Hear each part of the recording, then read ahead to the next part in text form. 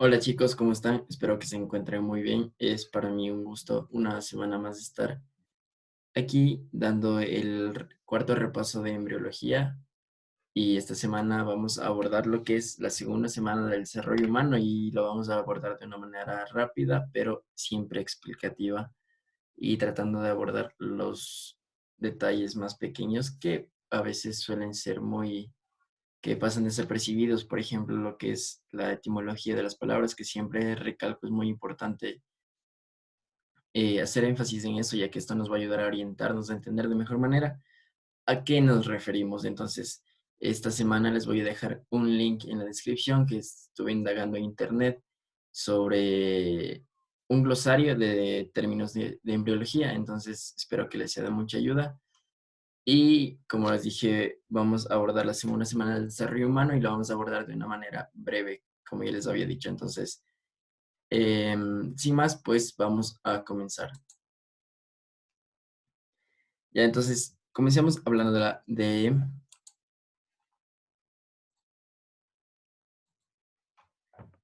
la segunda semana del desarrollo humano. Entonces, a medida que se produce la implantación del blastocisto, ya habíamos visto todos estos términos previamente, se va a producir cambios morfológicos, es decir, cambios en la forma del embrioblasto. Esto va a generar ¿qué? Un disco embrionario bilaminar.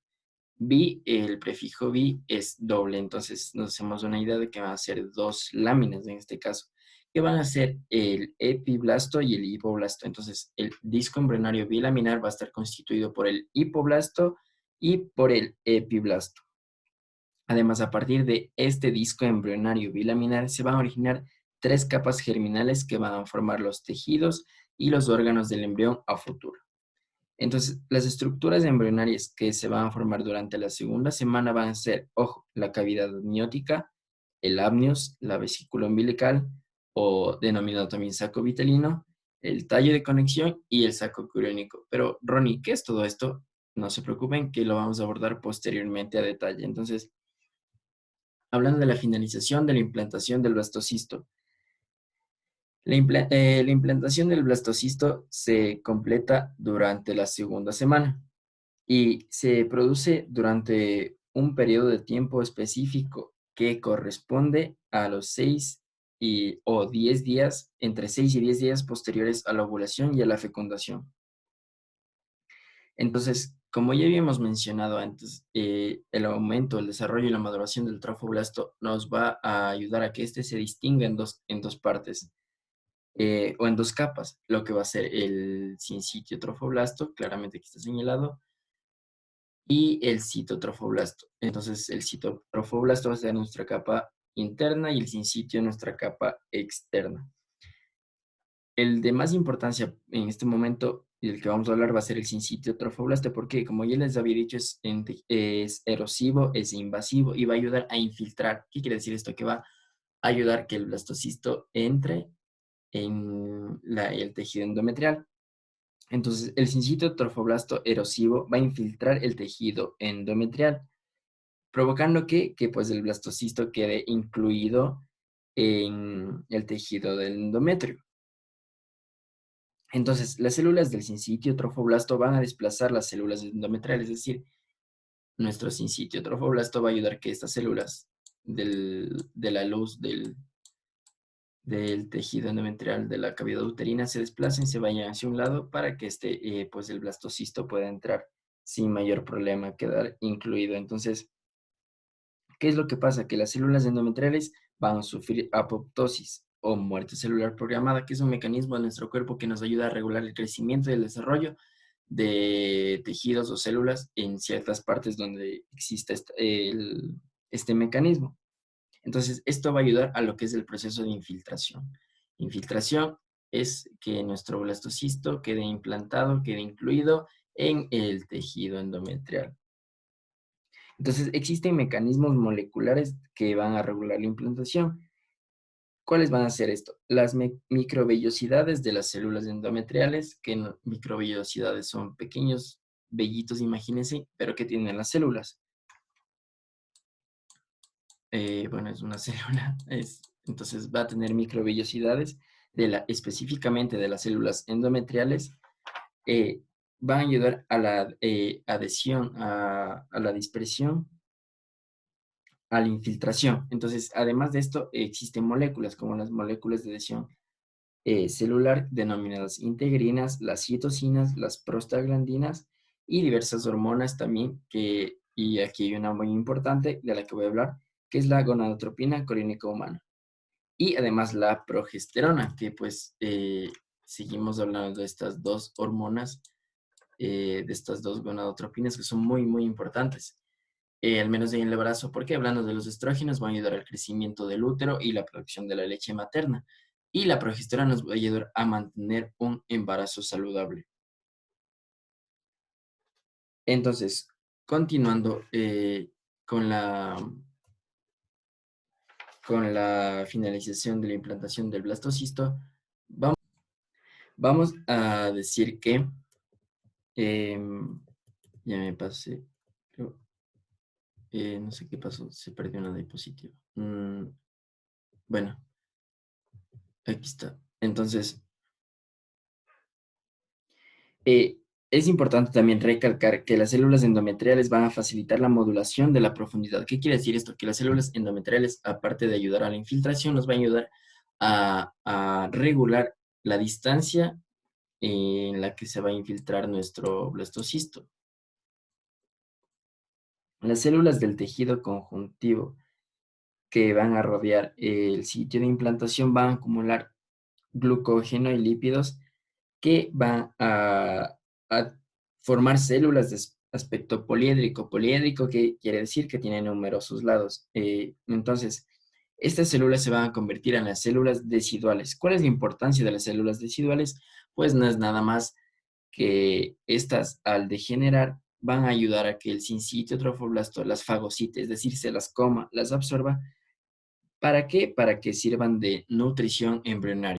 Ya, entonces el sincitio trofoblasto va a ayudar a la producción de una hormona denominada la hormona gonadotropina coriónica humana. Aquí la podemos tener, HCG. ¿Cuál es la importancia de esta hormona producida por el sincitio trofoblasto? Que esta, al alcanzar la sangre materna, a través de, de las lagunas que va a tener el sincitio trofoblasto, va a ayudar a mantener la actividad hormonal del cuerpo lúteo, es decir, va a ayudar a mantener em, la producción o la secreción de estrógenos y progesterona para mantener la gestación. Ya les había explicado esto. Entonces, existen técnicas de radioinmunoanálisis con elevado nivel de sensibilidad que permiten detectar la HCG.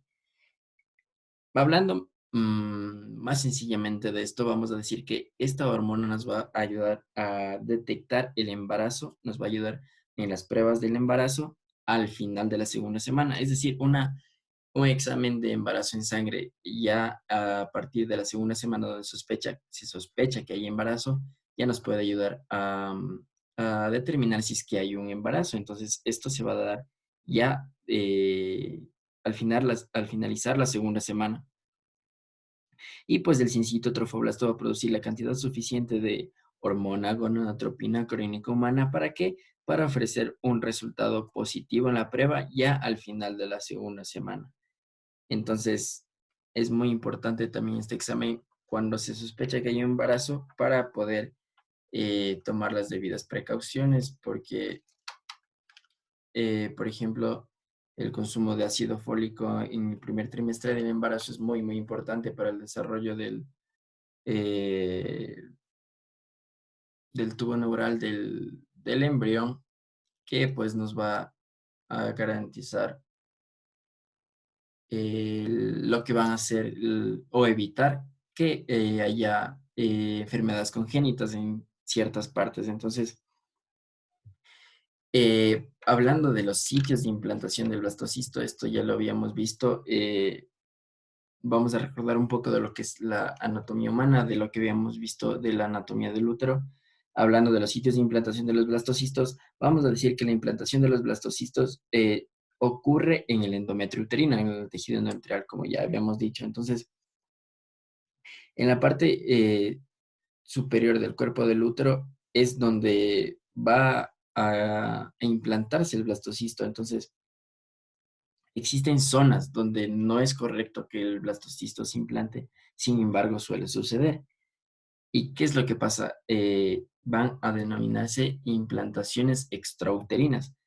Esto quiere decir que el blastocisto no se implantó donde debe de ser, que como repito, usualmente es en la parte superior del cuerpo del útero. Ya habíamos dicho que cuerpo del útero, el cervix o cuello uterino. Entonces, aquí usualmente suele ser el sitio de implantación. Pero ¿qué sucede? A veces no pasa esto, pero entonces, ¿cuál va a ser el problema que nos va a provocar? Los blastocitos se van a implantar afuera del útero y esto se va a denominar localizaciones ectópicas. ¿Qué significa ec? El prefijo ec significa hacia afuera, es un prefijo griego que significa hacia afuera. Y tópico, pues, es lugar. Entonces, ectópico, fuera del lugar. Es así de simple. Entonces, vamos a tener que estas implantaciones van a provocar embarazos ectópicos, embarazos donde el blastocisto se ha implantado fuera del lugar.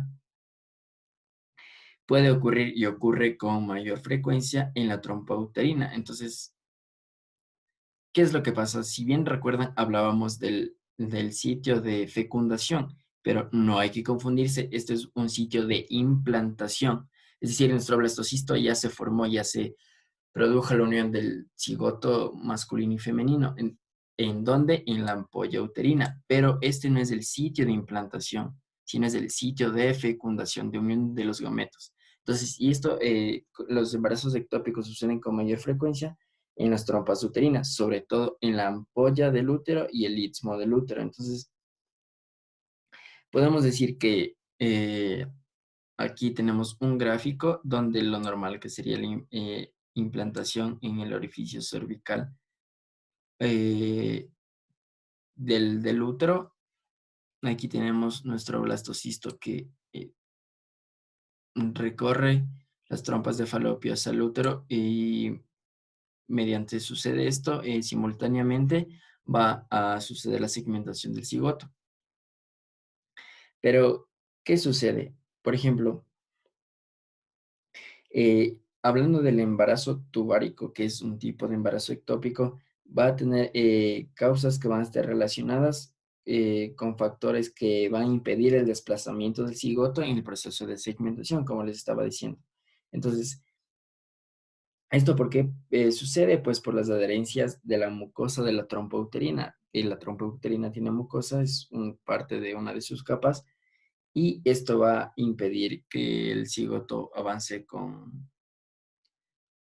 facilidad.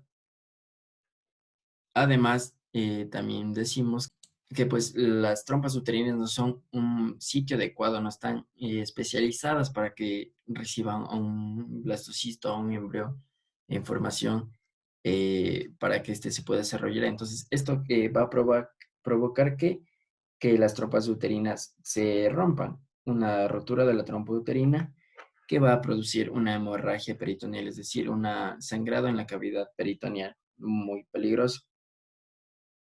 Entonces, la rotura y la hemorragia tubárica van a constituir un peligro eminente para la mamá. Cuando el blastocisto se implanta en el istmo de la trompa uterina, la trompa va a romperse. Como les dije, no es un lugar especializado para recibir un embrión en desarrollo. Entonces, este segmento tubárico no va a tener la capacidad de expandirse para poder recibir, reitero, al embrión en desarrollo y va a producir también una hemorragia muy abundante. También podemos hablar de cuando el blastocisto se implanta en las fímbrias de la trompa de falopio o de las trompas uterinas, que puede ser expulsado hacia la cavidad peritoneal, como vemos acá.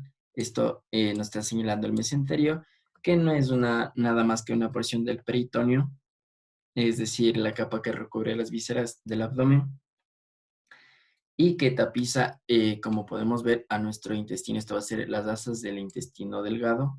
Esto va a ser el peritoneo. Y aquí, cuando se implanta el blastocisto en las fibras de la trompa uterina, puede ser expulsado hacia la cavidad peritoneal. Entonces, hay casos donde esto puede llegar a buen término, pero en el momento de dar a luz se requiere de una laparotomía, que es una cirugía para poder examinar la cavidad abdominal.